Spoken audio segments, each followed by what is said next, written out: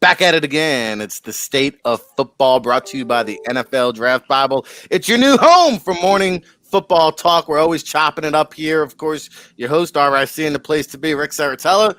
Telling it like it is down here at the great Jersey Shore. And of course, we've got another all-star panel. We'll go around the horn. We'll welcome in our newbie to the show. He is Barry Robert Ozer, managing partner at Magnolia Capital Partners. And we're 12 episodes into the State of Football. Barry's going to bring us some insight and perspective into financial planning, financial lessons, how it applies to the pandemic. And oh, by the way, we have a great podcast floating around on the All Access Football Network where you can hear more about Barry's theories and philosophies and advice, which I value greatly. Barry, how are you this morning? I'm doing great. Thanks for having me, buddy. Yeah, welcome into the show. Of course, Neil Stratton, Inside the League, a returnee. He joined us the last couple of weeks at Inside the League. You can follow him there, succeedinfootball.com. There's a free blog there. Moving the Chains, his first book, available now on Amazon. And we're going to get into his new book coming out, Scout Speak, coming out soon. Some tales from the scouting trails. We've been fortunate enough to get a taste here before we hit the air. And, of course, Neil is down there in the Houston, Texas area. Neil, good morning. Hey, Rick. Thanks for having me on, buddy. Yeah, always a pleasure. And then my regular co-host and sidekick, starting off here this morning with some somber news. Unfortunately, I'm going to be seeing a lot more of you, John, in my life, it sounds like, and that's due to the unfortunate news. Of course, you're up there in Toronto with the Argonauts, Vice President of Player Personnel. And starting off with you, the news came down the wire yesterday. CFL Commissioner Randy Ambrosie, best in the long-term interest of the CFL to focus on our future. And he cited the pitfalls basically as, federal government support, the ability to sign off from public health officials, and of course, enacting a new CBA due to the pandemic and a shortened season. A lot of hurdles, a lot of obstacles. We thought there might be a lifeline pumped into this proposal prior to the weekend. Unfortunately, it has not panned out. Instant impact and analysis from the man who knows best, John Murphy. Well, I mean, I think instantly your response wants to be not paying attention to all the things that he pointed to and only saying, how come we can't play? And the people you have to feel most sorry for are the players. Probably over 75% of them, having not seen a paycheck, for this year. The only ones that would be the guys that had off-season money in a past deal or signed as free agents, possibly. But now thinking about that, I mean, money you were saving in February is probably not too much more of it around. So even more why players at all levels, need to pay attention to guys like Barry and listen to what they have to say. And I think it's a wake-up call, for everyone to know that you should invest in what else is there, besides football. It's a very difficult question, a lot of times to ask of yourself, regardless of what your role in this business is. What else is there, or who else am I? When you subtract a job title or a coaching position or a position on the field. So first and foremost, that's who you feel the most for today is the anguish, that those players and their families are going through, will be going through. And then you have to just be supportive. Clearly not an easy decision, but I think the best way to describe it is kind of felt like you got the ball with 2 minutes to go, drove down the field, and then just did not convert to win the game. So when that happens, regardless, everybody gets back on that bus. Everybody's in the room, the next day trying to figure out how to do better the next time. And I think that's going to be the role, of what everybody associated with the league has to take. What could each one of us do better to improve the league? How could you do that, at your own level, per team? And then what can the league do about it at their level? And then how can we better the relationship between those two main parties, between the CFL and the CFLPA?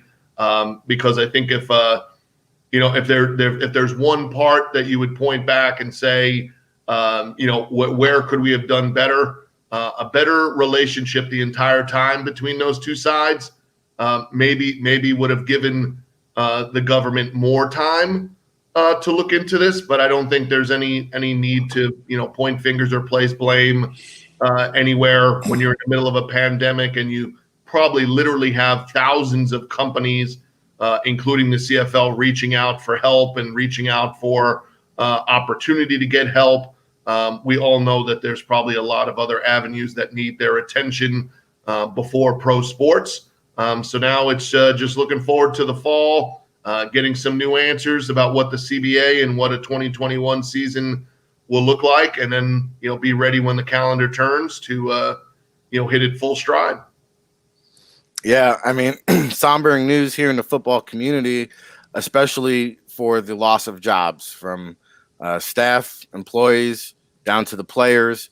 And there's a lesson to be learned here. And who better to have on than Barry Robert Ozer from Magnolia Capital Partners? Because, Barry, if this pandemic has taught us anything, is that tomorrow's not promised. And very few players prepare for this opportunity. You hear John mention guys basically haven't collected a paycheck all year. Mm-hmm. And now they're out of work and they might not collect a paycheck for another year. Well, not only that, but your expenses are going up. You got to, if you're going to stay in football and try and play, you got to work out, you got to have nutrition, you got to go figure out how to do that. What kind of job are you going to get to pay your bills in the off season? I don't know the individual, the specific details of the CFL, but are they going to pass through some revenue to the players that were on a roster or should have been on a roster or under contract? And what if you're one of those players who was on the bubble who, was a free agent this year and you're not on contract, you were trying to get on contract. So, you have.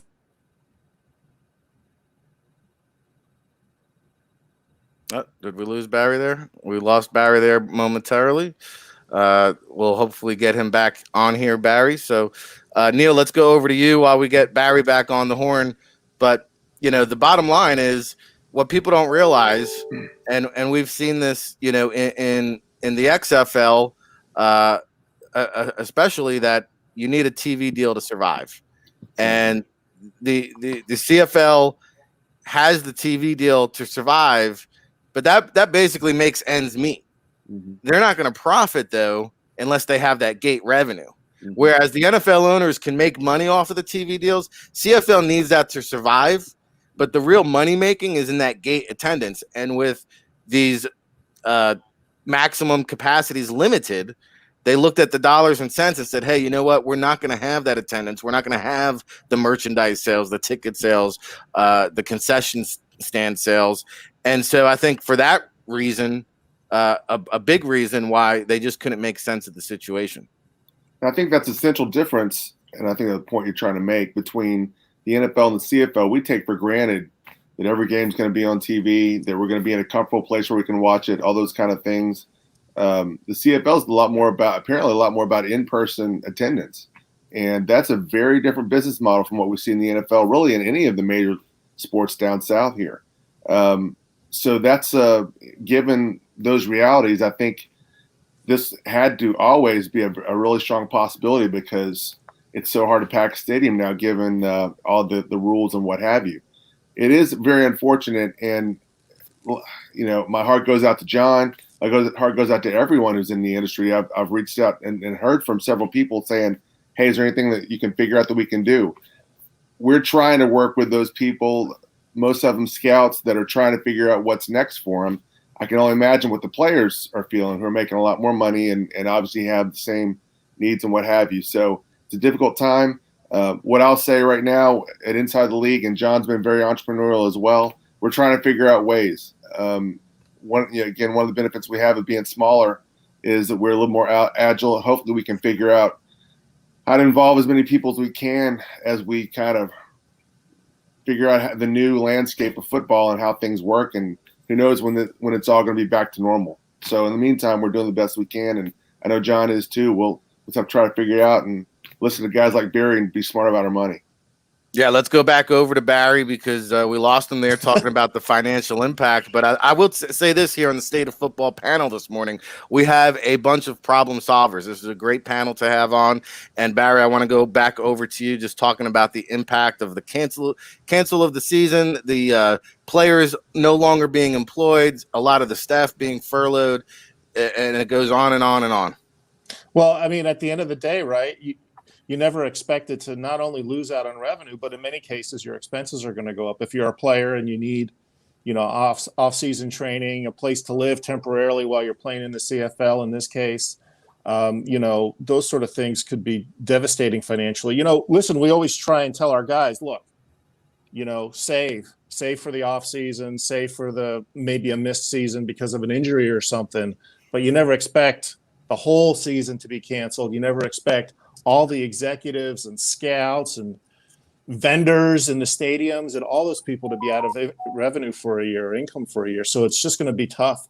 Hopefully people have saved. We've got a rule in our business, 10%, right? Live off 10% of your contract. So if you're making $1 million a year, try and live off $100,000 or less so that you have a bucket to live off in what we call the transition years after the game before you get your real career.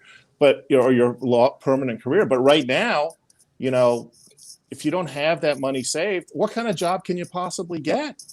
Right? Who's going to hire you and pay you reasonable money, knowing that you're really going to try and get back into the league? So it's going to be a tough situation. I don't know all the details of the CFL, the NFL situation. I don't like how they've structured this deal, and we can talk about that later. But guys are going to have to figure it out and still stay passionate and want to play and stay in shape and get ready for the next year. Well, John, back over to you, because I know that a lot of the teams do work with the players during the offseason, normally just trying to get them jobs in the community, get them extra revenue income. And, we've talked about it in the past. The average playing career is about 3 years, give or take 2.5, 3.5 years.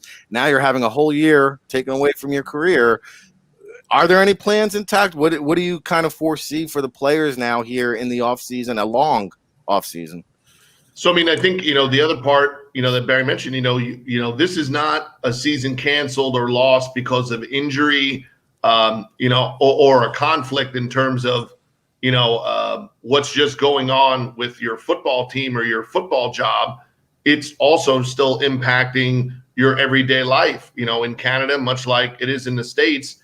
Depending on where you live, they're in the phase that they're in of what is available for jobs, what is open and now needing, further assistance or re-adding employees back, to their areas. So, in your specific town or province or, stuff like that, I can see clubs being able to do that. Obviously, with a company like the MLSE that owns 4 different sports franchises and has a lot of other connections, probably makes it a lot easier for Toronto to help guys get into, whether it's, police department, fire department, EMT type things, banking industries that might be opening their doors back up to the public and need, help, behind the scenes, but other things you have to think about, there's not those jobs open right now that would fit the criteria.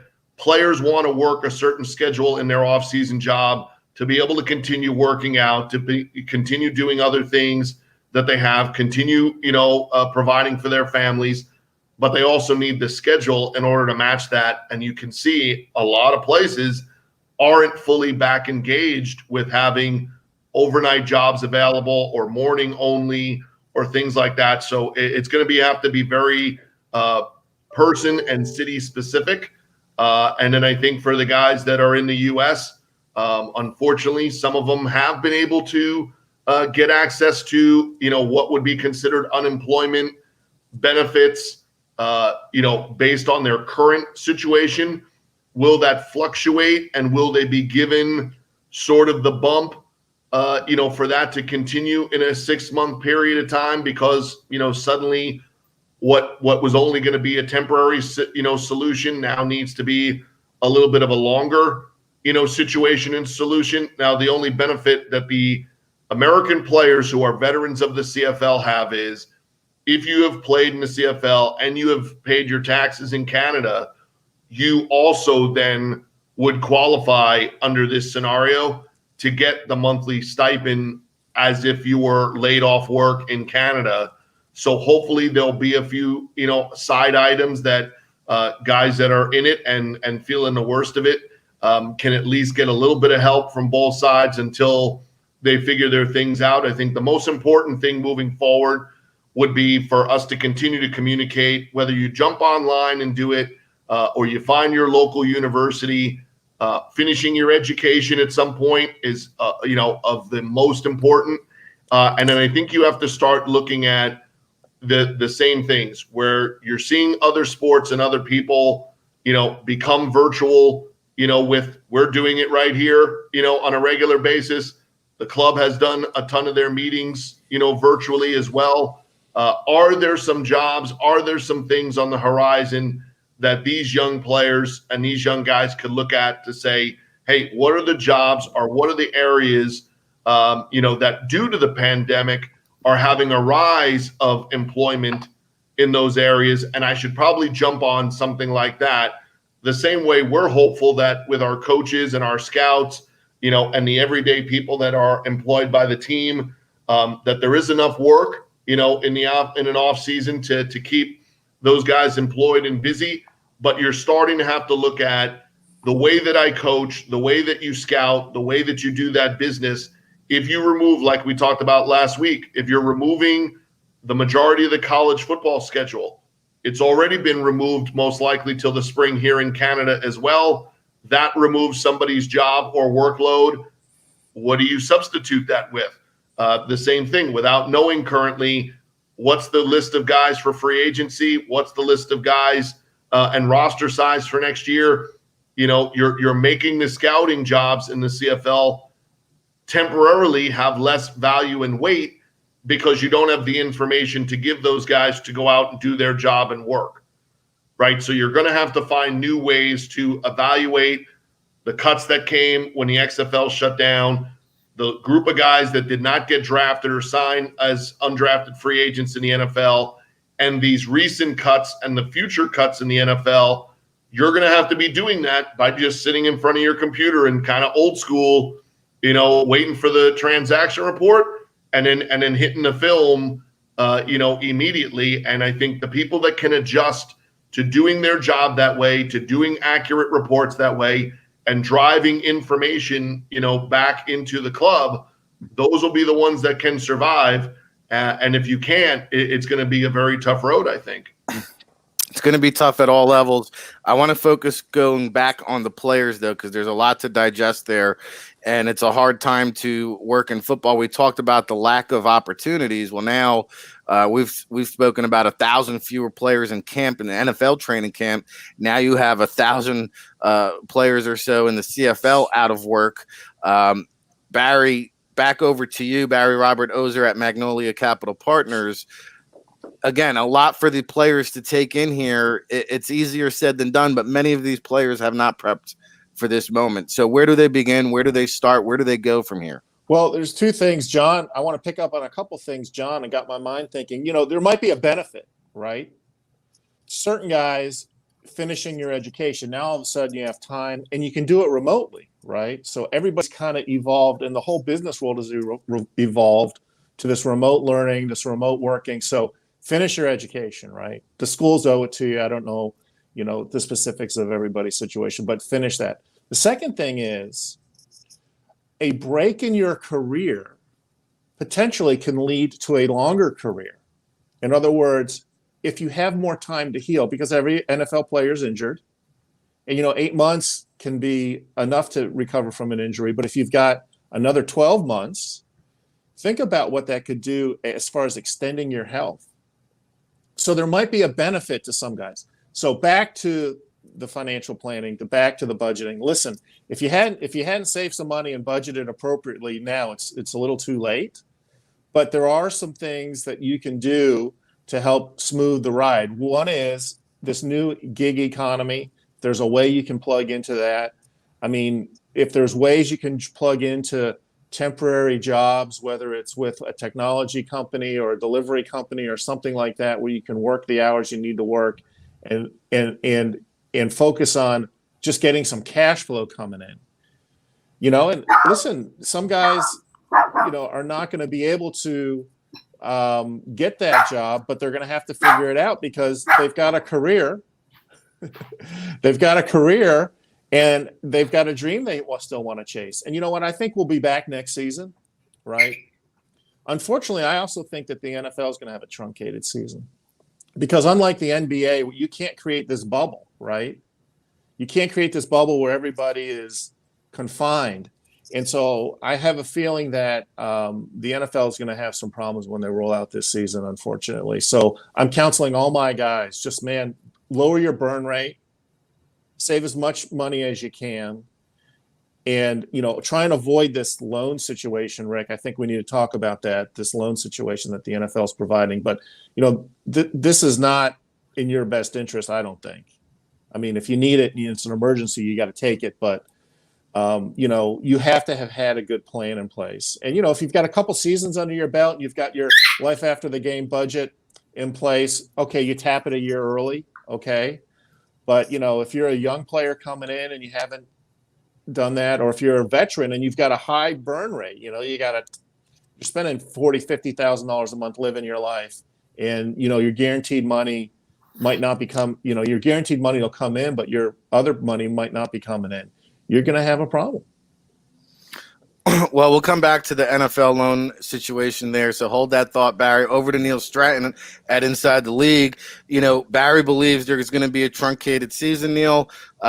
We are 22 days away now from NFL kickoff.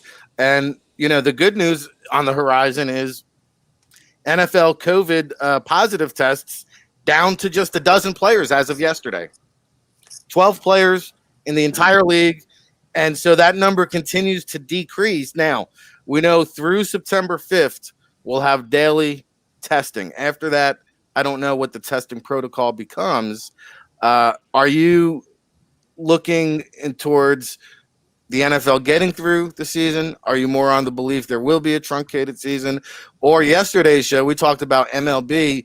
They have the ability, they can play 7-inning double headers. Mm-hmm. What happens when NFL teams have to cancel one game, two games? How does this get made up at the end of the season? Rick, I'm optimistic that we'll have most of a season. I don't know that anyone has any answers on exactly how much we'll play. I think we may have obviously a situation where we have some teams that wind up having to move their bye or do things like that. I'm hopeful that won't happen either, but that's something that's happened in the past, or at least, they've kind of had to adapt in some way. There's been news that there's a new saliva test, I believe, that allows you to very quickly find out if you have coronavirus. That's promising. I don't know the details of that, but I'm hopeful that technology is on our side. I'm not one of the people that is thinking we're going to have a big vaccine that's going to come in and take all this away, but I'm hopeful that we can kind of piecemeal this by having better tests on it, and being smart about it, and learning more, and achieving herd immunity, that hopefully we move to a place where things are a little safer, and then gradually a little safer, and gradually a little safer. And hopefully by the time we get to December, there will be minimum outbreaks, minimal pauses in play, and we at least have a season that we can say, yeah, it was a season. We won't know this, unfortunately, until the season starts, until we get into October, until we get into November. I mean, it's a 1 week at a time thing. And I think anyone who's making broad predictions about this is really a lot smarter than I am, because we've all learned that we just have to adapt and be patient and hope for the best and be satisfied with what we get out of this. And I think that's going to be the attitude across the game. And I think where NFL also differs from the other sports, it's only 16 games, right? Yeah. Where these other leagues normally are playing even an abbreviated baseball season. They're still playing 60 games. So when you take one game away from that playoff equation, it kind of becomes a slippery slope. All of a sudden you got 9-7 team, you got a 8-7 team, you got a it becomes weird now. John, we alluded to this yesterday a little bit. The new saliva test that the NBA and Yale partnered with going back to April is now ready to hit the market. It's taking the cost of testing down from about $100 a test to $4 a test. And to Neil's point, you get results within 24 hours. So I don't know if we're at the same day or within the hours. If somebody tests positive on game day morning, how quickly can we find out who they infected? I think is the ultimate X factor. But again, the big number of the day, only 12 players in the entire league. We were up to like 69, 70 players at one point. So in just a matter of weeks, they've trimmed that number significantly. Will that trend continue here? Well, I think you mentioned it. You can get through training camp, especially the way that a lot of teams are doing it, limited interaction. When they do catch somebody, some of the guys that are going on that COVID test list in the NFL is because they're hearing your cousin who you were around before you left for camp tested positive, and they're immediately then taking that NFL player out of the group until they know for sure that he didn't contract it secondhand from whoever he was around prior to getting, to his NFL training camp. So the NFL is even adding that kind of another level, of protection there for the individual and the group. Now, what will happen, because that's where we've seen baseball and others run into the problem, is now you're going to add in the travel. And the travel also includes when you get back or, when you're on your way to do that travel to go do your road game, in the regular season. What other stops are you making to and from? Who else are you coming in contact with? And if you're confident, don't grow overconfident in the lack of positive testing that's being done in the NFL, because the NFL reality is far different than most people's everyday reality. So going on a road trip and stopping and getting food, or going on a road trip and interacting with people in a hotel lobby or outside, that's where you could see maybe some pitfalls, to it, the way that it's done. And what you mentioned, they knew the morning of the game between the Marlins and the Phillies that a Marlin or two had some issues. We don't know what would have happened if they had just decided to cancel that game. Maybe 12 other games wouldn't have been affected. Right. But it'll take now the scenario of, if you're in that same position and at 10 a.m. for a 1 o'clock kickoff, will the NFL step in and say, hey, wait a minute, we could just wait 24 hours, right? The MLSE waited 24 hours, replayed the game, that was originally scheduled for the day before. No one else tested positive. One of them came back, that it wasn't as big a worry or concern, and neither one of those teams ended up infected or having any issues. It'll be interesting to see if the NFL uses the possibility of kind of using their scheduling dates maybe differently, to where if you do miss a game, there's a chance to play it on a different day and not ruin all of the days off and put guys in harm's way physically. So there is the potential with limited access to college football, and the other sports eventually finishing their seasons early in the fall by the middle of October, maybe there's a chance to use a bye week and a Thursday, a bye week and a Monday, followed by a game, later in the week, the following week. Yeah, I think they can be creative to get a game or two that might, but no way could you get all the games that baseball has missed and have 6 or 8 teams affected by it the way that Major League Baseball, has had it. At a certain point, you're right. Then you're going to be making playoff decisions based off of one team being 8-4 and another team being 9-7, and figuring out the winning percentage or the, division percentage based off of something like that. But they've been creative so far. And I think the one thing, it's not that we don't all realize it. The NFL, more than anyone else, can spend to the max to ensure their season, right? If they want to, the Saints and the Cowboys guys will live in those 5-star hotels, as much as humanly possible.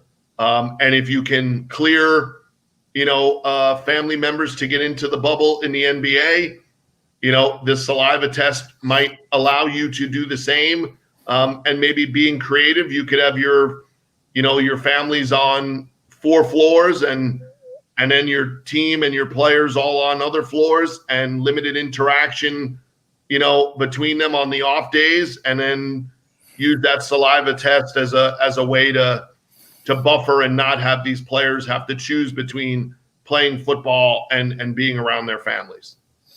Well, the NFL has already committed $75 million towards ensuring they have the proper testing. I think, just like we have a Monday Night Football flex, I think teams are going to have a bye week flex, right? Your bye week suddenly could become your makeup week. And if you have to cancel a game, that suddenly becomes your bye week. From what I've understood is that Commissioner Goodell is very determined to complete an entire full season. We talked about, again, this is unconfirmed, but through the grapevine, have heard the hotel rooms the NFL has rented out for the Super Bowl. They've rented those out through the following 4 weeks beyond the Super Bowl. Wow. So they have a contingency plan built in. Should the week get extended, they have all those rooms reserved for the 4 weeks following the Super Bowl date. Now, back over to Barry Robert Ozer down there in Charlotte, North Carolina. I should mention at Magnolia Capital Partners. You mentioned you don't like the NFL deal. We talked about the impact and analysis on the CFL players. What don't you like for the NFL players, Barry? Well, I mean, listen, if you need the cash, you need the cash, right? But the way this deal is structured, the way I understand it, is that basically, if you're a high-risk player, you can get $350,000. If you're a low-risk player or a not at-risk player and you opt out, you can get $150,000. But here's the problem. That's a loan, right? And it comes out of your next year's contract. To complicate things, that loan is taxable income when you get it, right? So you might take out $350,000 and only pocket $275,000. And then if you're not on a team in the next season, you owe the league or the team or whoever you owe $350,000. You got to restate your taxes from the year before if you have the money to pay it back, right? So I don't know if this is, if you need the cash, you need the cash, right? But the way that this thing is structured could be really, really, really devastating to guys and put them in a debt hole that they might not ever be able to get out of. Yeah, I don't know the legalities of that. I would imagine that there's going to be a bunch of lawsuits because you are going to have guys who retire, guys who don't make teams. And Neil, to Barry's point, I mean, they're just not going to have that money to pay back.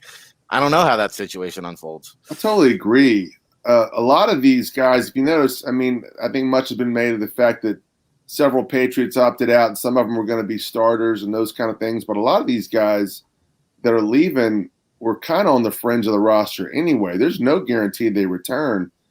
I echo Barry's concerns about that. I hope they know what they're doing. I hope they are trying to put some of that away. It's not a $350,000 golden parachute. If they don't make the team next year, they're going to have to find a way to come up with that money. And even NFL players, despite perceptions of that a lot of people, they don't have that kind of money just laying around. And they have much tighter margins than what people think. And that's going to be a very tough proposition for a lot of people. I commend the NFL for making some accommodation for people that need to opt out, especially those with, that are high risk. But it's going to be complicated in a year. It's going to be really complicated for a lot of these players. Well, listen, 40% of the league, 40 to 50% of the league turns over. A third of the league, the players are not playing season to season by some statistic, right? So, it could be a really every division, every situation's personal. Everybody's got their own unique financial structure and burn rate and financial plan. But This is great that they put something in place, but there's no free ticket in the NFL. And somebody's going to come collect it, whether you're employed or not. And let's say you take the 350 and then you come back and you're only making $1 million the next year. You're only taking home 500,000. And so then you got to take 500,000 and restructure. Now there's years you can pay it back. I think they give you 4 or 5 years to pay it back, but still, that's a big loan to take out. Big loan. Now things are going to get complicated even when they seem simple. And that's why we're here on the State of Football each and every morning. Every weekday, 9 a.m. to 10 a.m. Eastern, breaking it down, hot topics, debates, industry experts. We've got it all right here for you. There's nowhere else to tune in. It's right here every day on Twitter, Periscope, YouTube. We're blasting it out there to the masses. We have a feeling that this show is moving to a greater platform very soon. We're excited to announce that. We got a few more minutes here, and I wanted to spend some time on Neil Stratton's new book. If you haven't gotten his first book, it's called Moving the Chains. I highly advise it to any player, parent out there that wants to understand about the draft process. That book is more valuable now, more than ever before. We usually don't get to the new calendar year about January, where I start doing the draft orientations and recommending this book. But now is the time to get it here in August, because especially those players who are not going to play between now and the draft, the process begins now. So go get that book, Moving the Chains. Scout Speak. Neil, I hope you have some more information on when this is coming out. I know due to the quarantine, you were able to piece this book a little bit faster than the first one, a little extra time at home, right? But the cool thing here, and I know John wants to dive into some of the tales from the scouting trails that you guys were sharing, but I thought one of the unique topics that you have in this book that people are infatuated with is getting a job in football. Mm-hmm. And, without giving away the whole chapter, I know you put a significant amount of time, part of this book, towards that section. What are some things, or what is a tip or something you can share that applies to folks who aspire to work in football? Of course, your succeedinfootball.com blog sheds a lot of advice there regularly, but something here for the listening audience. Well, I think a lot of people are hoping that they can work in football, but maybe they're doing something else already. And the thing that I always encourage people is find a way to get into football somehow. Nobody wants to work for free, and I get that. But we all have talent that we can contribute to some kind of operation. Find a way. Work for a school. Work for football camp. Volunteer at a stadium. Find a player who's having an off-season camp and go out and volunteer to do that. You've got to start making relationships. Everyone on this call has hundreds of relationships in the game, but we all started with none. And you've got to start somewhere with building those guys. If you don't have those relationships, you're never going to find a job in the game. And I don't know anyone who's worked in this business who doesn't owe a part of their career to one key relationship they had. Maybe it was a mentor. Maybe it was someone they just kind of bumped into. For me, and I talk about it a little bit in the book, and I've also blogged about it, a guy named John Paul Young, who was on staff with the Saints and the Oilers, and was always kind of Bum Phillips' right-hand man, and coached at nearly every college in Texas at one point or another, and even did high school football. I bumped into him at a clinic about 20 years ago. And he has been an incredible difference maker for me. Has helped me build relationships, all those kind of things. If you can find someone who is one to champion you and who you can learn from and whom you can listen to, that's a tremendous asset.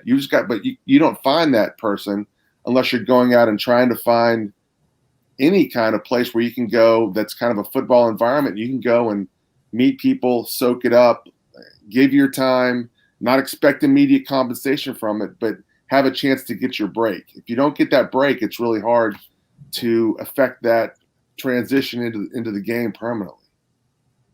Yeah, I agree wholeheartedly. I mean, the power of your network is going to open up doors of opportunity, and persistence goes hand in hand with that, because I will tell you too, a lot of times, certain parts of the calendar, times get so busy, you constantly have people seeking you out for opportunity. Hey, do you need any help? Hey, can I intern? To Neil's point, hey, do you need any writers?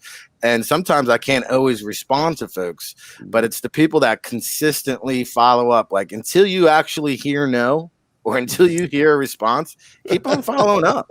That's absolutely right. Because I mean, that's the people that I say, hey man, this guy's thirsty, he's hungry, he's motivated. I mean, you want self-starters, and Right. I'll get people, they ask for interview requests, and I'll say, oh, this week's kind of busy. Hit me back next week. You don't ever hear from them, and so I think persistence pays off significantly. Also in this book, you have what I like to call tales from the scouting trails. And, John, over to you. I mean, how many stories? I don't know if they're anonymous or what's going on, how many stories you have in this book, John.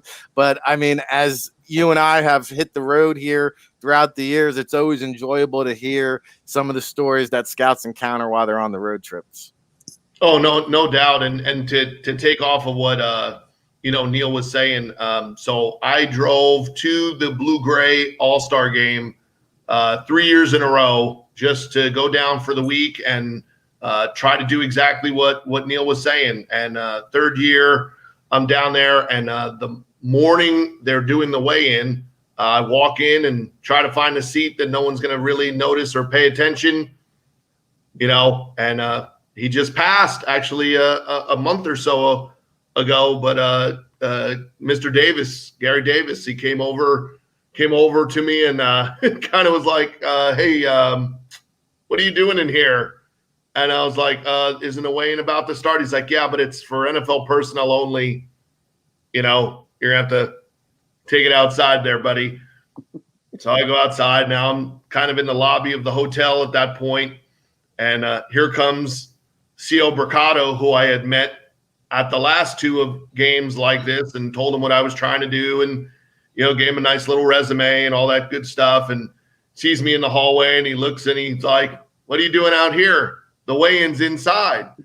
And I quickly tried to tell him what had just happened, and he was like, come on, I don't have time. You need to come with me.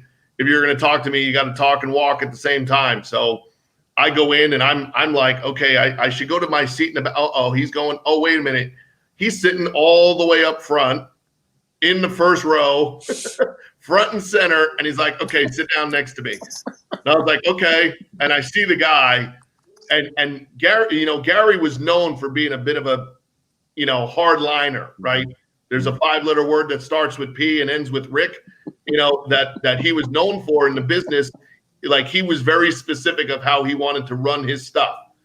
And so he sees me, and he's like, son of a, and you could see him, he's making a beeline, come right toward me.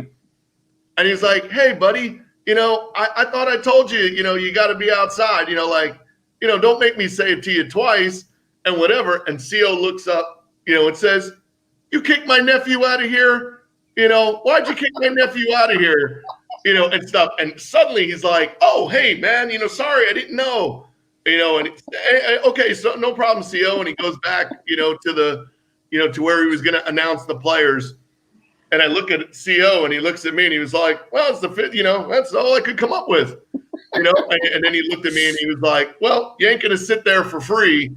Here's my chart. Now write down everything I tell you for the next, and, just was telling me, I'm like, hey, what the hell's, what's 34 3/8? He was like, it's his arm. Listen, pay attention, and he would tell me, and then I looked at notes, and he was talking into, his recorder, and I could see he was body typing them and talking about, well, there's a scar over here and there's a thing over there. He was like, normally the medicals will match up, but it took one guy doing something like that, which then led that evening to him basically handing me this little, card thing that the hotel was given to go to the happy hour that they were doing for all the NFL people, which then led to, 3 hours of interacting with all these guys who are like, you're actually trying to hand out a resume to get into this business with us?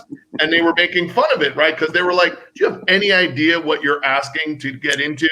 Like, what an idiot. You go to college, like, you're a pretty smart guy from reading your resume. Like, are you kidding me? So they would all be joking with each other about what you were trying to do And then as it started to work, they all acted and became like they were the proud parents of this idiot, that they had seen, sleeping on the sofas at the hotel, or, bumping around and, bumping into them at whatever hours. The first 2 times I went to the combine, literally I stayed at the Steak and Shake because I had nothing else to do. Hey. In between. So I would work the 10 hours that you could work in a media room, but then they would lock you in there, so you could get out, but you couldn't get back in. Then I'd go hang out with the scouts until whatever time everything shut down. And I had already narrowed down my time to where I only had about 5 hours left until they opened the media room again. So I'd sit at the Steak and Shake and drink free refills of coffee and start doing the extra work that I would have for the next day.